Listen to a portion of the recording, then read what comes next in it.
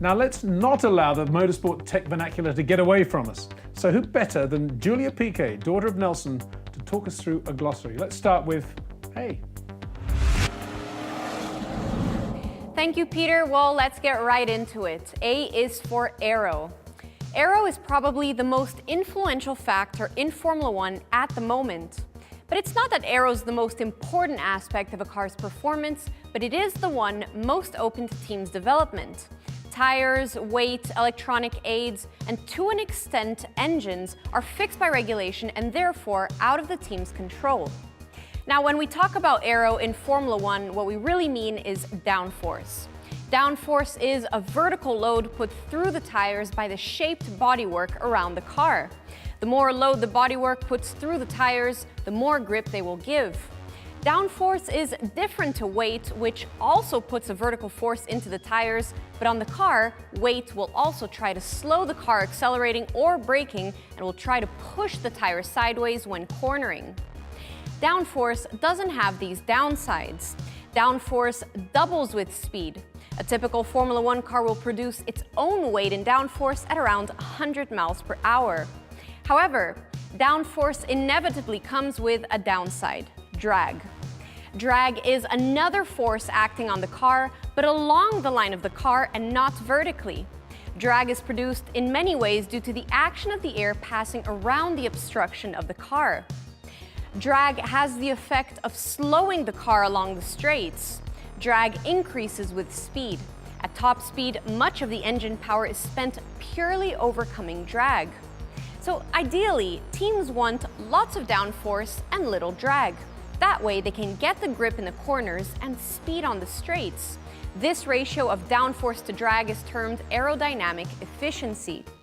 For a modern Formula One car, 60% of the downforce comes from the underfloor, with the front and rear wings contributing 20% each to the car's grip. The open wheels and rear wing are the biggest factors of drag created by the car. Thus, the underfloor, often simplified to the term diffuser, creates a lot of downforce and very little drag. Teams will try everything to make the airflow feed the diffuser to gain efficient downforce. Conversely, the rear wing is very inefficient, so teams will try to direct clean air to it to make it run as well as possible in order to reduce its angle of attack, and therefore the drag it creates. Let's get straight into the next letter in our glossary of motorsport with Julia Piquet. B is for brakes. B is for brakes. Mechanically, the brakes on a Formula One car are very similar to those on any road car. The driver operates a pedal that acts on master cylinders to pressurize brake fluid. That is then directed to brake calipers on all four wheels. When they are part of a high-tech racing machine, however, the Formula One brakes become very different to those of road cars in the detail. Formula One brakes can generate over 5G in stopping effect, slowing the car from 200 miles per hour down to 75 miles per hour in just 100 meters. This all starts at the driver's brake pedal. Its shape and leverage effect on the master cylinders is tailored to suit each driver depending on how they want the brakes to work and feel. There is one master cylinder for the front brakes and one for the rear brakes. Adjustment at the pedal allows for different ratios of braking effort between the front and rear brakes, and drivers will adjust this throughout the lap to get the ideal brake bias for each corner.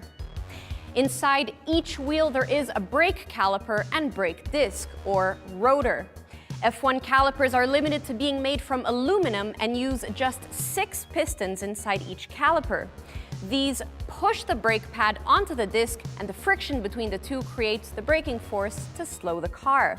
Unlike most road cars, the brakes aren't made from steel, but from carbon fiber. This material isn't chosen for its friction properties, as steel discs can break equally as well, but for its weight and thermal properties. Carbon brakes are incredibly light compared to steel. Each weighs just 1.2 kilograms and can operate at over 1,000 degrees Celsius or 1,830 degrees Fahrenheit.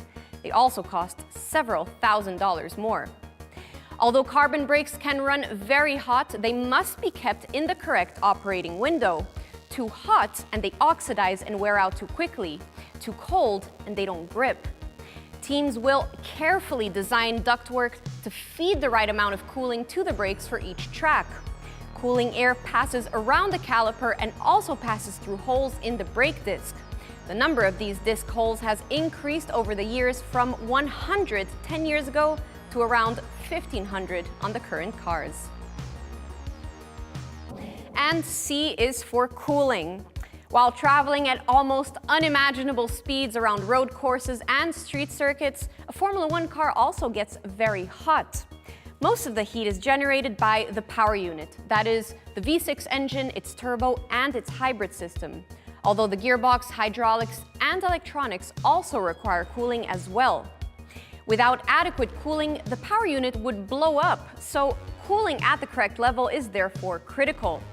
Too much cooling has its own issues because the power unit needs to be warm to run, but an oversized cooling system adds weight and aerodynamic drag to the car, so there is a fine balance to be found. The V6 engine is primarily cooled by a water coolant. The cylinders and heads are surrounded by a water jacket, and water is passed through this by a mechanical pump driven by the engine. This then passes into a radiator into the side pod to be cooled by the air passing through the car. The water radiator will be one of the largest cooling elements in the side pod. The engine also uses lubricating oil as a coolant for the reciprocating parts. As the oil leaves the engine, it is passed through a cooler in the side pod before being returned to the oil tank. Next, the turbo. The turbo is cooled by the same oil as the engine, but the air compressed by the turbo that will go into the combustion process is heated as it is pressurized. To maximize horsepower, this heated air will need to be cooled, and so it passes through a special type of radiator known as an intercooler. Although the hybrid system doesn't have the heat from combustion to warm it up, the electricity cycling between the battery and the motors via the electronics creates a lot of heat. Because of the fire risk, if the battery or electronics becomes too hot, the systems will shut down before overheating. All of these three elements of the hybrid system also need cooling. They will have separate cooling systems for the battery and then one for the motors with their control electronics. And due to the risk of leaks around the high voltage electrics, a special type of oil is used rather than a water-based coolant.